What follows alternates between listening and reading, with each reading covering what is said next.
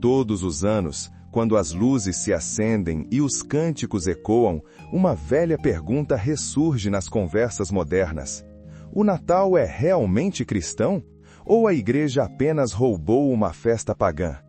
Dizem-nos que o dia 25 de dezembro foi escolhido apenas para substituir o festival romano do Sol Invictus, o Sol Invicto, ou as festas da Saturnália.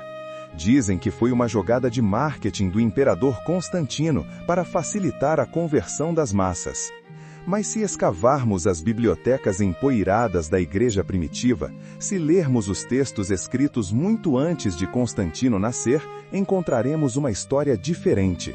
Uma história de cálculos, de simbolismo cósmico e de uma obsessão judaica pela perfeição do tempo. Para os primeiros cristãos, a data do nascimento de Jesus não era apenas uma questão de calendário, era uma questão de teologia. Eles acreditavam em um Deus de ordem, um Deus que não faz nada por acaso. A chave para entender o 25 de dezembro não está em Roma, mas em Jerusalém. E não começa no nascimento, mas na morte. No mundo antigo, havia uma tradição judaica, muito difundida, chamada de a Idade Integral dos Profetas. Acreditava-se que os grandes profetas de Deus morriam na mesma data em que haviam sido concebidos ou ungidos. A vida deles formava um ciclo perfeito, sem frações de tempo. Os primeiros teólogos latinos, como Tertuliano, calcularam que Jesus morreu na cruz no dia 14 de Nissan, no calendário lunar judaico. Convertendo isso para o calendário solar romano, eles chegaram à data de 25 de março. Para a mente patrística, se Jesus morreu em 25 de março, então, pela regra da perfeição, ele também deve ter sido concebido em 25 de março.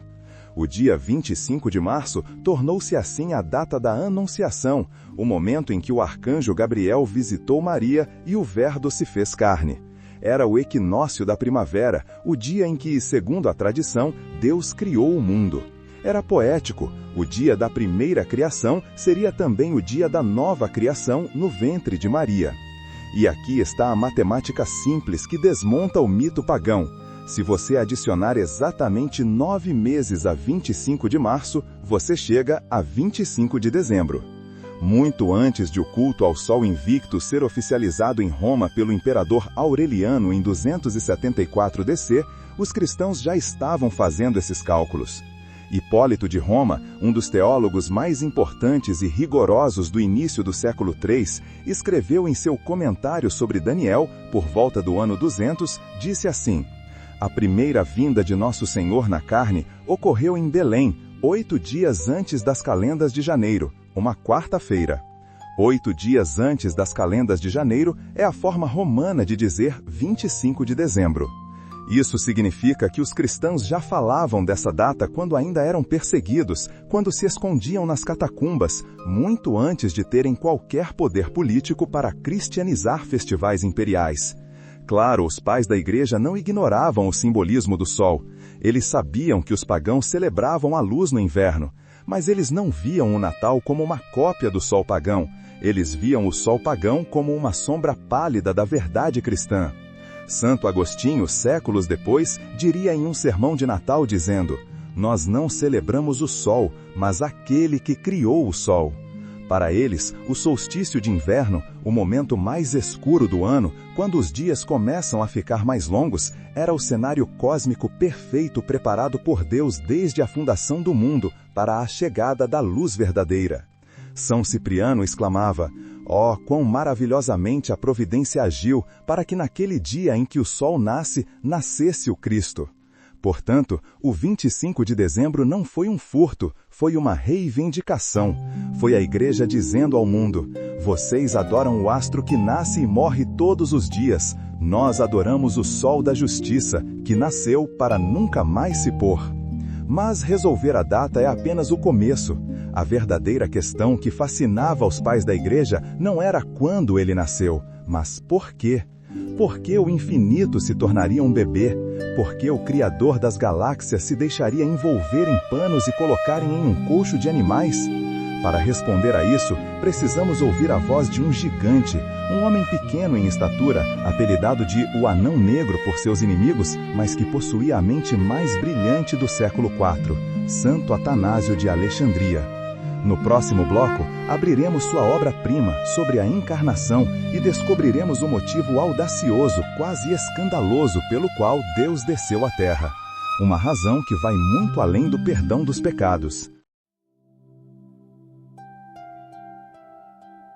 Agora que sabemos que a data de 25 de dezembro não foi um acidente pagão, mas uma reivindicação cristã, chegamos à pergunta que realmente importa. A pergunta que fez os anjos prenderem a respiração. Por quê? Por que o arquiteto do universo se tornaria uma parte da construção? Por que o Eterno aceitaria usar fraldas? Para a mente moderna, o Natal é uma festa sentimental sobre um bebê, uma manjedoura e paz na terra. Mas para os pais da igreja, o Natal era a resolução de um drama cósmico, um dilema que parecia impossível de resolver. Quem melhor explicou esse dilema foi um jovem diácono de Alexandria chamado Atanásio. Escrevendo no século IV, antes mesmo de ter barba no rosto, ele compôs uma obra-prima chamada Sobre a Encarnação do Verbo. Atanásio descreve o dilema divino. Deus criou a humanidade para a vida. Ele nos fez à sua imagem e nos deu o dom da incorruptibilidade. Mas ele também é justo. Ele avisou que o pecado traria a morte. E a humanidade, tragicamente, escolheu o pecado. A morte não era apenas um castigo, era uma consequência natural de se afastar da fonte da vida. A raça humana estava se desfazendo, voltando ao nada. Aqui estava o problema. Se Deus simplesmente perdoasse o homem e cancelasse a morte, ele seria um mentiroso, pois havia decretado que o pecado traz a morte. Deus não pode mentir. Mas, se Deus deixasse a humanidade perecer e desaparecer, ele seria derrotado. Sua obra-prima, feita com tanto amor, seria destruída pelo mal. Isso não condizia com a bondade de Deus. Atanásio escreve: o que Deus deveria fazer? Exigir a morte seria justo, mas permitir a destruição da sua obra seria indigno. A justiça exigia a morte, o amor exigia a vida. Como satisfazer ambos? Nenhum anjo poderia fazer isso, nenhum homem poderia fazer isso. Só havia um ser no universo capaz de resolver o nó: o próprio Verbo de Deus, o Logos. Aquele que criou tudo era o único que poderia recriar tudo. E aqui entra o mistério do Natal. O Verbo desceu, mas ele não desceu como um raio ou como um espírito vingador. Ele armou sua tenda entre nós. Ele tomou um corpo humano, frágil, capaz de sentir frio, fome e dor. Atanásio usa uma analogia belíssima para explicar isso. Imagine um rei que decide visitar uma casa comum em uma cidade pobre. Só pela presença do rei naquela casa, a honra da cidade inteira aumenta. Os inimigos não ousam atacar a cidade porque o rei está morando lá. Da mesma forma, diz Atanásio, o Rei dos Reis veio morar em um corpo humano, e por causa da sua presença em um corpo, toda a raça humana foi dignificada. A morte que antes era o fim terrível, agora foi conquistada por dentro. Mas a teologia de Atanásio vai além. Ele nos dá a frase mais audaciosa, talvez a mais chocante de toda a patrística, sobre o motivo do Natal. Ele diz: Deus se fez homem para que o homem se tornasse Deus. Isso é chamado de teoses, ou divinização. Não significa que nos tornaremos o Criador, onipotentes ou eternos por natureza. Significa que o Natal é uma troca admirável. Ele tomou a nossa humanidade, nossa pobreza, nossa morte, nossa carne, para nos dar a sua divindade, sua imortalidade, sua santidade, sua vida. O Natal não é apenas Deus descendo uma escada para nos visitar e depois subir de volta. O Natal é Deus descendo para nos pegar pela mão e nos levar para cima com Ele. Quando olhamos para o presépio, não estamos vendo apenas um bebê fofo. Estamos vendo a estratégia de guerra de Deus. O corpo daquele bebê é a arma que derrotará a morte. Aqueles braços pequenos são os mesmos que sustentarão o universo e que um dia serão abertos na cruz para abraçar o mundo. Para os pais da Igreja, o Natal, a Encarnação e a Páscoa são inseparáveis. Ele nasceu para morrer. A madeira da manjedoura aponta para a madeira da cruz. Os panos que o envolvem em Belém prefiguram o sudário que o envolverá no tumbo. Essa profundidade teológica mudou a forma como os cristãos celebravam. O Natal não era uma festa de consumo, mas de espanto, de temor reverente. E como essa teologia profunda se transformava em festa? Como isso virava música, liturgia e poesia? Se Atanásio nos deu a lógica do Natal, outros pais nos deram a música do Natal. Homens como Efrém o Sírio, que escreveu hinos tão belos que era chamado de a harpa do Espírito Santo, e Leão Magno, cujos sermões de Natal ainda hoje são lidos no Vaticano. No próximo e último bloco, vamos sair da biblioteca de Atanásio e entrar na Catedral da Liturgia. Vamos ouvir como a Igreja primitiva cantava o mistério da luz no inverno e descobrir o que o Papa Leão Magno quis dizer quando gritou: "Reconhece, ó cristão, a tua dignidade." Se Atanásio convenceu a nossa mente, agora precisamos convencer o nosso coração. Na Igreja primitiva, a teologia não ficava trancada em livros, ela era cantada. E ninguém cantou o Natal com mais beleza do que um diácono que vivia nas fronteiras do Império, na cidade de Edessa. Seu nome era Efrém, o Sírio. Conhecido como a harpa do Espírito Santo, Efrém não escrevia tratados secos, ele escrevia hinos. Para ele, o mistério da encarnação era grande demais para a prosa, só a poesia poderia tocá-lo. Em seus hinos sobre a natividade, Efrém se deleita com os paradoxos de Deus. Ele olha para o bebê e vê o gigante. Ele olha para Maria e vê algo impossível. Ouça como ele descreve o medo e a maravilha de Maria carregando o Criador. Como te chamarei, ó estranho que vieste a nós? Devo chamar-te filho? Devo chamar-te irmão? Devo chamar-te esposo? Tu és Senhor e filho da tua mãe. Tu és o Criador e a criança. Efrém descreve o fogo divino envolto em panos. O fogo entrou no ventre de Maria, vestiu-se de corpo e saiu. O fogo foi envolto em faixas e colocado na manjedoura, e as chamas não consumiram a palha. Essa linguagem visual, quase alucinógena, moldou a liturgia do Oriente. O Natal não era fofo, era tremendo. Era um momento em que o Deus que é fogo devorador se deixou tocar, beijar e amamentar.